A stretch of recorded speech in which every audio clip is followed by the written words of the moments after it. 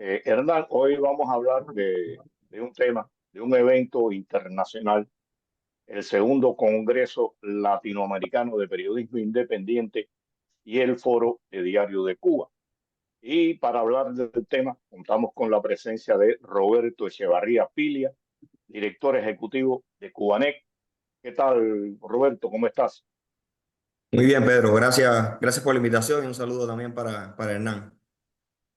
Y bueno, debe incorporarse más tarde Boris González Arenas, periodista independiente y defensor de los derechos humanos en Cuba. Antes de que Hernán comience el tema, te quiero hacer una pregunta.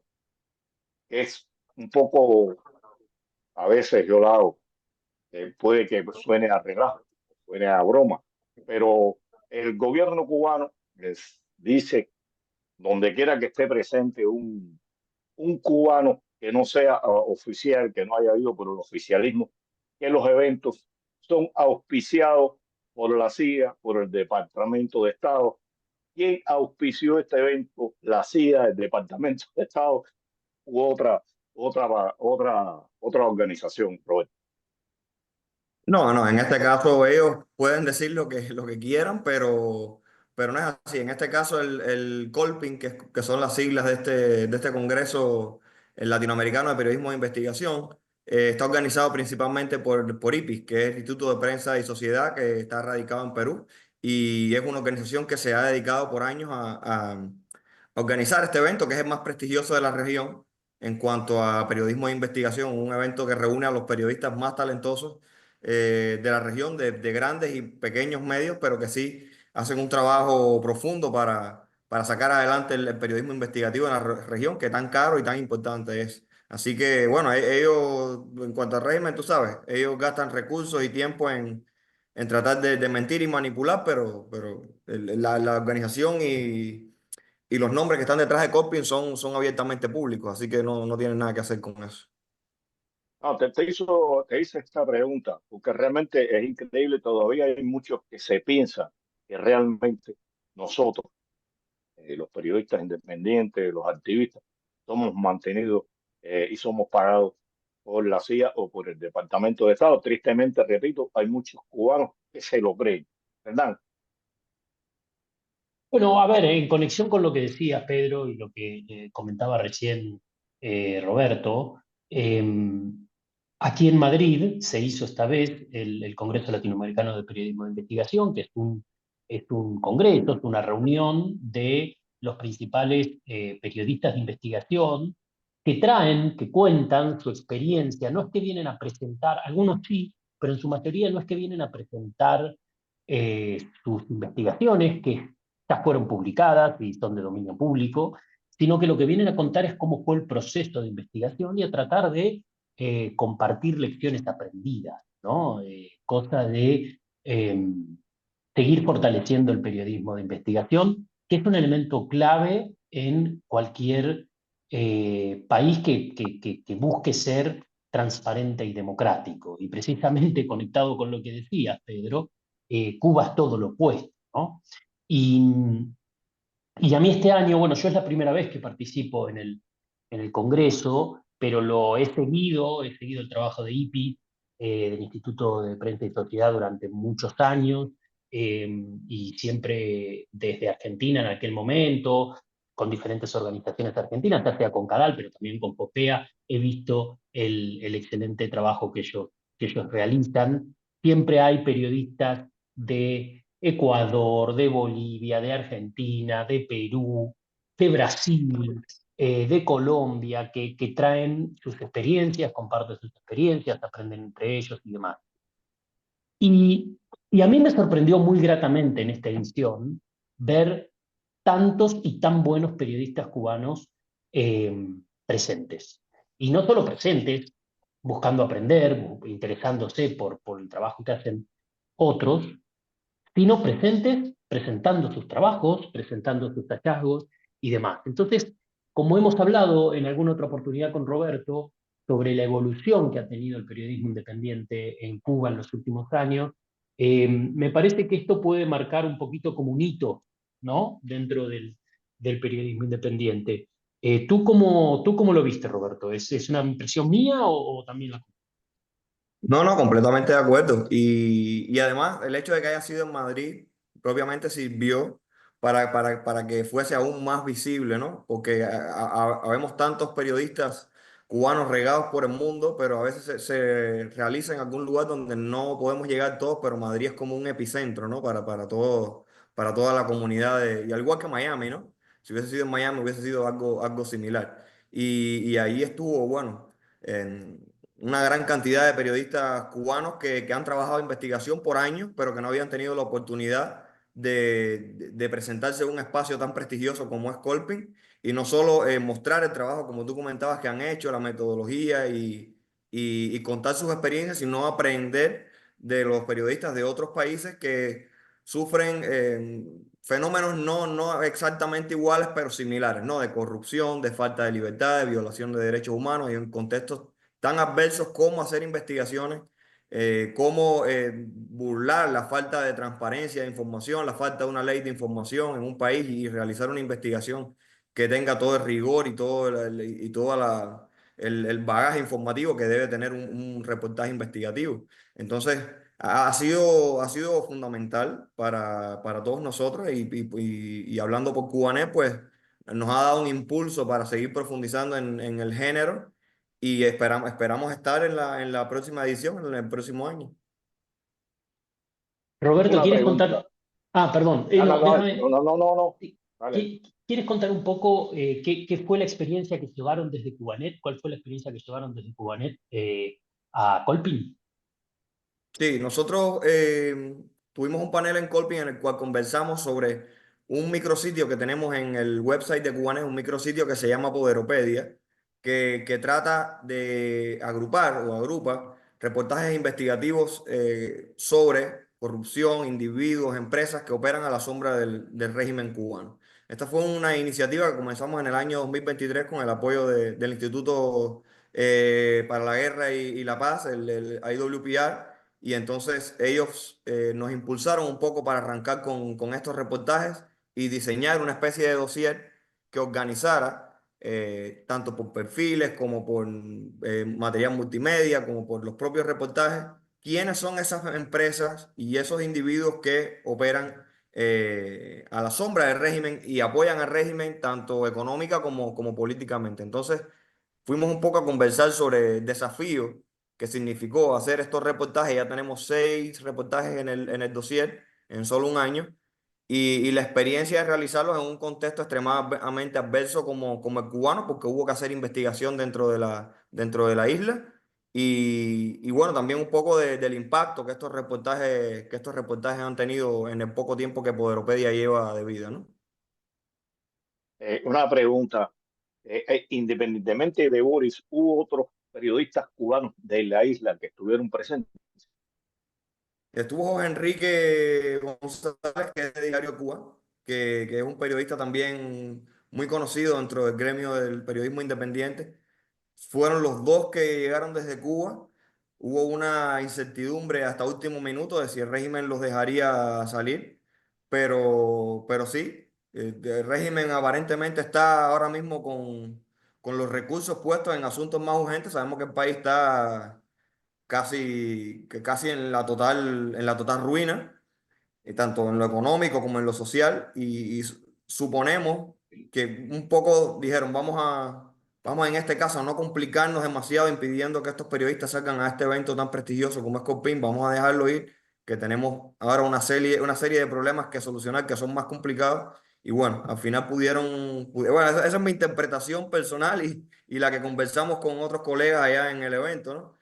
Entendemos que es muy posible que haya sido eso, pero bueno, en definitiva cuenta, lo importante es que pudieron salir, pudieron participar, tanto Boris como Jorge, y dieron de primera mano un testimonio de lo que está pasando en Cuba y lo que sufren ellos como periodistas dentro del país.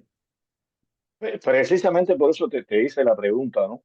Porque parece que por la situación que se presenta en Cuba, como tú decías, y por la importancia y el nivel que tiene este evento, Cuba quiso mostrar, o sea, la dictadura cubana quiso mostrar otra cara y permitió que que dos periodistas independientes de la isla estuvieran allí, cosa rara ya como es común que dejen salir a cubanos de la isla a eventos de este tipo, pero la situación internacional y sobre todo la interna lo está obligando a tomar un grupo de medidas de este tipo para, como decía, lavarse la cara como tal. Oficialismo no había ninguno allí de Cuba. No sabemos. Explícitamente no se dejaron ver, pero es un evento grande y quién sabe si alguno que otro estuvo vagando por los paneles, pero no tuvieron presencia en cuanto a exponer algún tipo de panel, de presentar una exposición, no, en ese sentido no. Toda la prensa cubana que participó, todos los investigadores que participamos, pertenecemos al periodismo independiente. Ah, te pregunté eso también porque sabemos, y tú lo sabes también, que es característico de Cuba enviar a estos eventos de manera oficial o por invitación o como provocadores y crear situaciones. Se ha dado en otros eventos, pero bueno, parece que en este no se atrevieron precisamente por lo que hablábamos anteriormente. Hernán, Y era un ámbito en el cual se sentían, o supongo se hubieran sentido bastante cómodos, digo, no por la cantidad de periodistas que había, sino porque era en Casa de América, ¿no? Que es un lugar donde ellos suelen hacer muchos eventos y demás. Pero también es cierto que es un lugar que se ha ido abriendo cada vez más a la diversidad de visiones y sobre todo las que tienen que ver con valores democráticos y demás, con lo cual no sé qué tan bienvenidos habrían sido si se hubieran mostrado públicamente. Y un elemento que pensaba con tu pregunta, Pedro, y la respuesta de Roberto es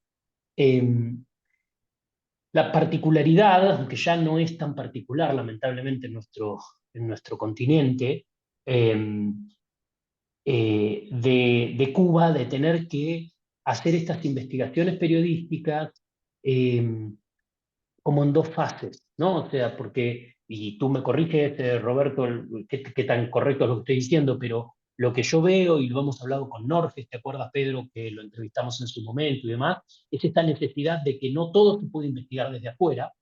Ciertamente no todo se puede investigar desde adentro, desde adentro de Cuba, por la dificultad para acceder a ciertos sitios web, a buena conexión de Internet, a poder llamar por teléfono con facilidad a diferentes fuentes y demás, pero tampoco se puede investigar todo desde afuera, ¿no? Porque también desde afuera uno pierde acceso a ciertos lugares, sensibilidades con respecto a algunos datos, algunos nombres que se pueden escapar y demás. ¿Esto es así, Roberto?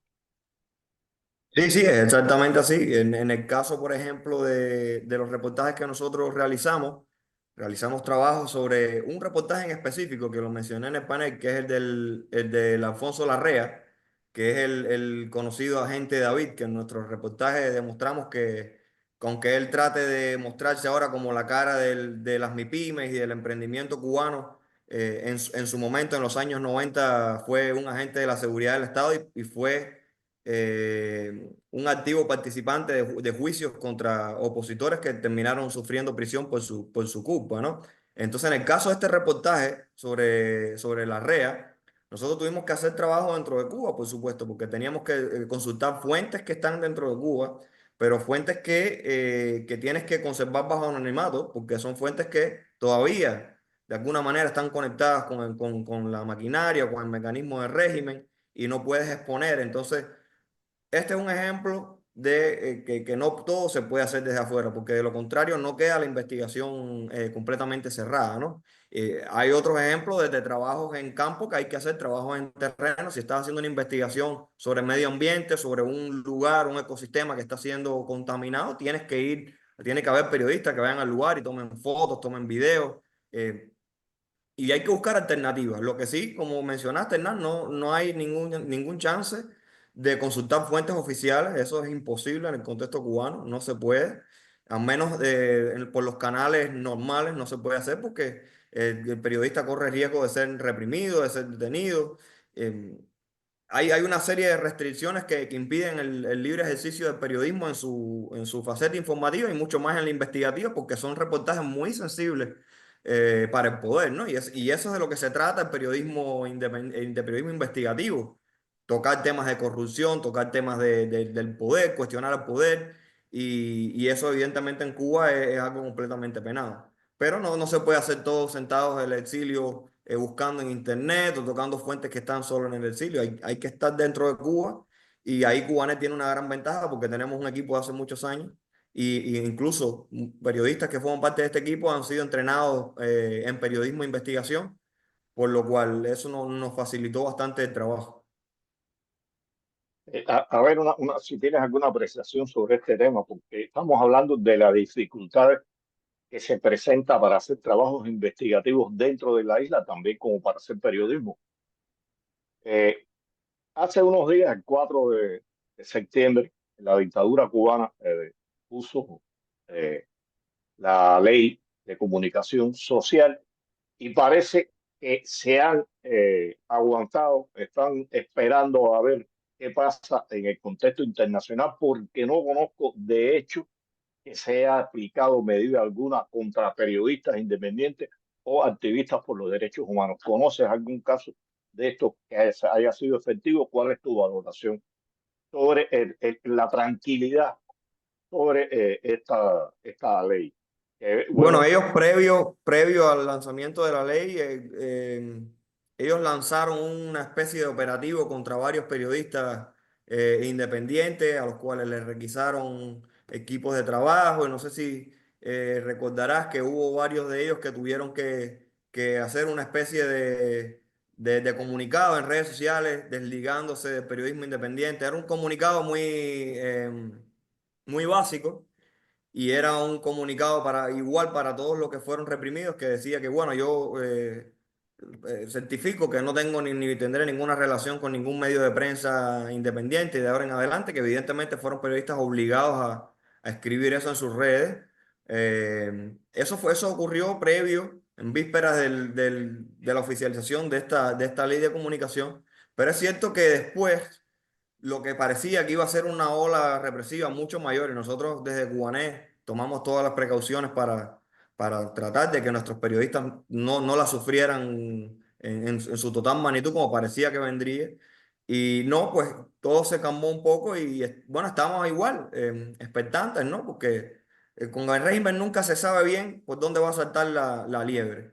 Ellos al ser un régimen totalitario, están en muchos campos, muchos terrenos de juego a la misma vez y es un régimen muy debilitado, es un régimen que tiene pocos recursos, que tiene incendios por todas partes. Entendemos que quizá ahora mismo la prioridad puede que no sea ocuparse del periodismo independiente o del activismo, sino resolver el descontento, el tremendo descontento que hay en la población por los problemas que todos conocemos y quizás más adelante, esperemos que no lleguen a eso, pero quizás están posponiendo esas medidas contra los periodistas. Y por supuesto que estoy en contra de una ley de comunicación en un contexto autoritario, totalitario como el cubano. Si Cuba fuese una democracia, pues tendría un poco más de sentido porque los actores de la sociedad civil participaríamos en esa confección de esa ley, una ley que realmente protegiera por encima de todo el libre ejercicio del periodismo. Eso sería fundamental y a partir de ahí se podría analizar otra serie de cosas, pero lo primero tiene que ser el libre ejercicio del periodismo, sin duda alguna. Hernán, Eh, Roberto, yo ya para ir concluyendo, te llevo de nuevo al tema del trabajo de investigación y los trabajos de investigación que han venido realizando desde Cubanet y que han podido compartir aquí en Colpin. En uno de los paneles que estuve había un periodista, creo que peruano, que planteaba la importancia, lo fundamental de citar las fuentes, ¿no? O sea, no, porque esto de, lo decía un poco provocativamente, ¿no? Pero esto de decir una fuente cercana a tal eh, no alcanza, ¿no? Es como eso, ¿qué quiere decir cercana? ¿Qué quiere decir? Y yo pensaba, claro, sí, en un contexto democrático, bueno, hay que jugársela un poco, y si uno puede quemar la fuente, la quema, porque sabemos que el off the record hay que respetarlo, pero hay veces que no hay que respetarlo. ¿no? Como periodistas. Porque el valor fundamental, corrígeme Roberto, es la verdad, ¿no? Y el valor fundamental finalmente es que se conozcan los hechos que son de interés público, no los hechos personales, no los hechos íntimos y demás, sino los hechos que tienen una importancia y una significancia, digamos, pública. Pero claro, tú lo mencionabas recién, en Cuba esto es imposible sin hacer que alguien vaya a prisión. O sea, si ustedes mencionan alguna de las fuentes que tienen off the record, lo que termina sucediendo es que esa persona va directamente a prisión, y no a la horca, digamos, ¿no? Sino al pabellón de fusilamiento. Así es, exactamente así. Por eso digo, la ley de comunicación hecha a la medida del régimen, pues no tiene ningún sentido.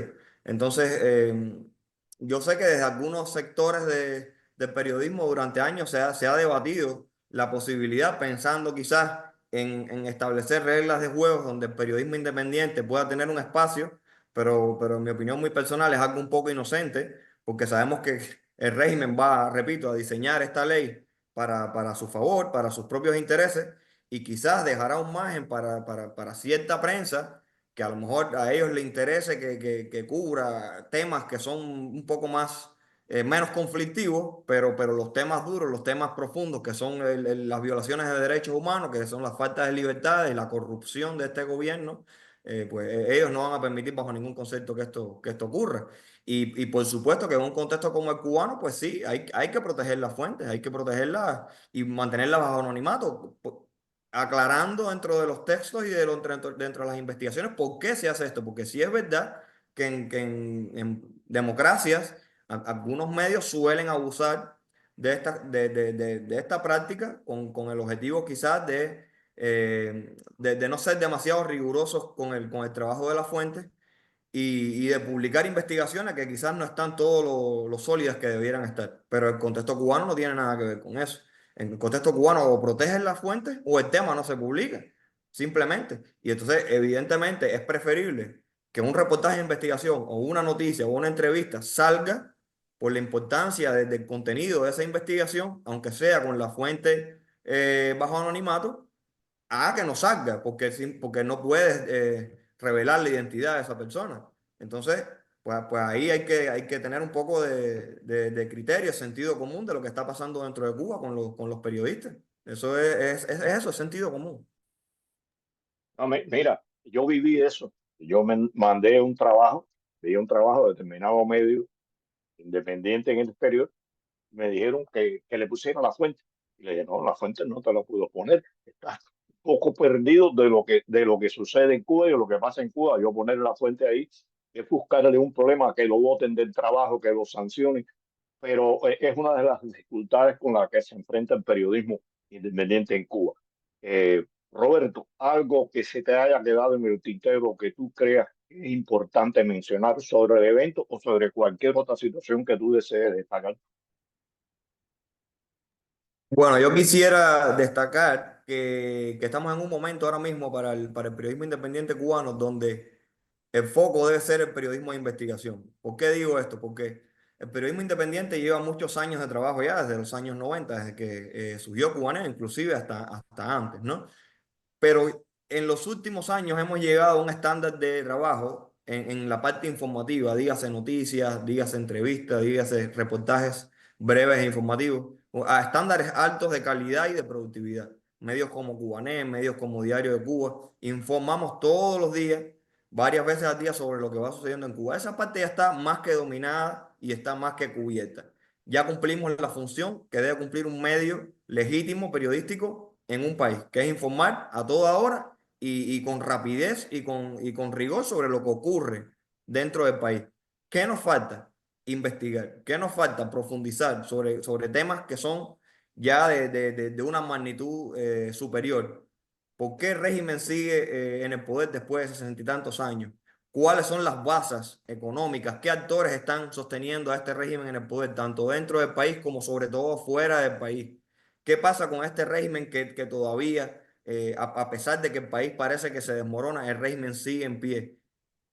¿Qué es lo que le está dando vida a este régimen? Esa es la tarea del periodismo independiente ahora mismo, investigar esos temas. ¿Quiénes son los actores, individuos, empresas que sostienen al régimen tanto política como económicamente? Repito, fuera del país. ¿Dónde están los fondos del régimen? Muchas preguntas por contestar que solo se contestan a través del periodismo de investigación. Entonces, ese debe ser el camino, ese debe ser el norte de los periodistas ahora mismo y sobre todo para quitarle la careta a esta dictadura, que ya se le está cayendo en el día a día, en lo que va pasando en el día a día, porque las imágenes son explícitas y dramáticas y no hay forma de justificarlo, pero el nivel de corrupción y de deterioro moral de este régimen es mucho más profundo que un apagón o que un derrumbe. Es mucho más profundo. Es un régimen que ha predicado durante décadas una pureza y una nobleza y estar con los pobres y estar con los países eh, más atrasados del mundo, cuando en realidad es una mafia que vive con una alta calidad de vida, con lujos a costa de un pueblo empobrecido. Y eso hay que denunciarlo, pero denunciarlo con investigación, con datos y con todo con lo que eso lleva para que el pueblo cubano y por sobre todo para que la opinión pública internacional abra los ojos de una vez y vea cuál es la verdadera naturaleza de estos mafiosos. Finalmente pudimos contactar con Boris González Arena y respondió a nuestras preguntas. La primera versa sobre si él cree que el permitirle a él y a otros cubanos salir a este evento latinoamericano desarrollado en España responde a intereses particulares de la dictadura cubana, si lo hace por la situación económica que se va presentando en la isla o por dar una imagen de tolerancia ante el resto del mundo. Y aquí tenemos lo que nos dice Boris. Hola, querido Pedro.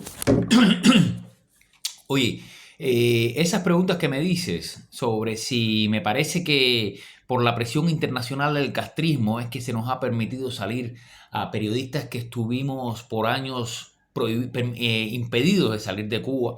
En mi caso personal, entre el año 2019 y el año 2023, tuve un bloqueo a mi derecho de salida, tuve bloqueado mi derecho de salida como tantos otros periodistas y activistas en general de las redes sociales. Eh, eh, la verdad es que si eso se debe a la presión internacional que pesa sobre el castrismo o a la situación económica actual interna acá en Cuba, es una pregunta lógica, o sea, bueno, no quieren, si por ejemplo yo salí inmediatamente después del apagón, salí horas, el mismo día en que llegó a mi casa la luz después de 67 horas de apagón, yo salí por la noche. De hecho, yo pensaba no salir si se extendía el apagón porque tenía una preocupación muy grande con mi familia, no estaba entrando agua en la cisterna, etc. Decidió el castrismo dejarme salir para que haya menos activistas dentro de Cuba. La verdad es una pregunta que no te puedo responder, no estoy en ese ámbito. A mí desde el 2023 el castrismo me quitó el bloqueo de salida después de 4 años y yo pude hacerme el pasaporte. Pero las experiencias mías de bloqueo a mi derecho de salida han sido muchas previamente. O sea, el castrismo podía, el 21 de octubre, que fue el día que yo salí, podía haberme impedido salir en el aeropuerto. Aunque tuviera el pasaporte, aunque hasta el día anterior o la semana anterior que yo me había llegado por emigración saliera que yo no tenía ningún impedimento de viaje. Entonces, la pregunta es lógica, es plausible, pero en realidad yo pienso que no, o sea, si me preguntas, pienso que quizás el castrismo está, por ejemplo, manejando la hipótesis de que yo me pueda quedar fuera de Cuba, ¿no? O sea, y no, déjalo salir para ver si se queda después de 5 años sin salir de Cuba. Entonces, pienso que eso podría ser también. No tengo una respuesta, verdaderamente no tengo una respuesta. Recuerda que el funcionamiento del castrismo tiene unas maneras muy propias y no podemos adivinarlas. El caso de Jorge Enrique Rodríguez, yo sé que había venido ya a España en 1 o 2 ocasiones anteriores y por lo tanto había tenido esa posibilidad. Lo hizo también el periodista Osmel, que había podido estar aquí no sé si unas semanas, unos meses, años atrás. Entonces, tradicionalmente el castrismo no actúa en bloque. impide a unos y le permite a otros. Es una manera de crear una ambigüedad, una sospecha en algunos activistas. O sea, hay activistas que no nos permitimos que ese juego del castrismo, digamos, nos lastre la confianza entre nosotros. Pero a veces sí hay ciertas fisuras entre los activistas cuando de pronto uno lo dejan, por ejemplo, no lo cogen preso cuando va a una actividad y cogen preso a otro, como nos pasaba durante otro 18, donde algunos dormíamos en calabozos y a otros los dejaban llegar a las reuniones. Entonces tú en el calabozo te decías, bueno, ¿y esto por qué? ¿Por qué a mí? ¿Por qué no al otro? ¿No? Y bueno, eso tiene una intención efectivamente de desconcertar, de desconcertar.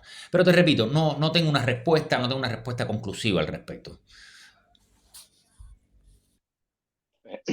Bien, en consonancia con uno de los aspectos que toca Boris, es cierto, en la dictadura establece estrategias para tratar de crear división entre la oposición, regulan a unos, regulan a otros, cercan a unos, le permiten a otros llegar a determinadas reuniones, utilizan tácticas incluso infantiles, llegar y decirte, fulano dice esto de ti, como si uno fuera un niño.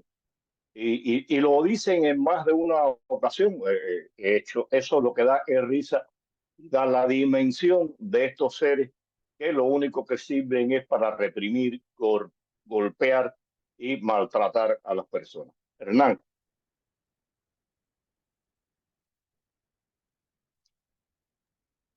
Quería también aprovechar para preguntarle a Boris, porque tú sabes, Pedro, que, y lo decías al comienzo, ¿no? En paralelo al Congreso Latinoamericano de Periodismo de Investigación que se realizó en Madrid, en ocasión del 15º aniversario de Diario de Cuba, se realizó una actividad que se dio a llamar Foro DDC, Foro Diario de Cuba. Entonces me gustaría preguntarle, porque Boris participó de él, que nos contara un poco cómo fue que se desarrolló y cuáles fueron, digamos, las principales eh, conclusiones de dicho foro. El Foro Diario de Cuba, la verdad es que ha sido un evento extraordinario absolutamente. Se ha reunido aquí una cantidad de activistas, académicos, investigadores, periodistas, que hay, además con áreas de trabajo muy diversas. Y el resultado es esos enfoques que son muy variados y que generan mucho interés para pensar alrededor de Cuba. Porque cuando, no sé, en mi caso, que me enfoco tanto en el tema de derechos humanos, en historia de la oposición, escuchar a Mauricio de Miranda hablar con tanta pericia sobre economía, a Hilda Landrove, a Omar López Montenegro, volverlo a ver aquí, ya nos conocíamos, pero hacía muchos años que no nos veíamos. Patterson hablar sobre el racismo y la sociedad cubana futura, la deuda que se tiene con la población negra. En fin, un enfoque tan diverso por personas que le han dedicado tanto a ello es algo admirable y memorable. Ha sido un prodigio de organización, además ha estado insertado el Foro Diario de Cuba en la realización en Madrid de Colping, del encuentro anual de Colping, que es la conferencia del periodismo de investigación de Latinoamérica. Y bueno, eso también ha sido una gran ocasión para conocer el periodismo del continente y que el periodismo del continente conozca al periodismo defensor de derechos humanos en Cuba. En Cuba, bueno, en Cuba, cuando decimos Cuba, decimos, claro, los periodistas que vinimos de Cuba somos Jorge Enrique Rodríguez y yo, y en Cuba, porque recuerda que Cuba es también nuestro exilio y había muchísimos periodistas de altísimo nivel de nuestro exilio. Entonces, en todos esos aspectos yo diría que Diario Cuba se ha apuntado un tremendo éxito, un tremendo triunfo, y además es como una pauta, establece como una pauta, es un rumbo a seguir por el cual otras organizaciones también podrían tener ese foro como referencia para desarrollar otros temas. Y por otras vías. Pero bueno, me parece una referencia interesante y necesaria. Y la verdad que invito a las personas a seguir todas las publicaciones que Diario Cuba está haciendo en estos días sobre las ponencias y sobre las distintas entrevistas que se le hicieron a los y las especialistas asistentes. Gracias, Roberto, por estar acá con nosotros, por dedicarnos parte de tu tiempo, que sabemos que tienes muchas obligaciones. Saludos. A Hernán, ustedes, muchas gracias y bueno, que el espacio siga tan instructivo y tan entretenido como siempre. Gracias a ustedes por estar aquí. Gracias, muchas gracias Roberto. Y bueno, dejo hecha entonces, como siempre, la invitación para el próximo sábado, 5:30 de la tarde, por los canales de Cubanet, para seguir pensando Cuba.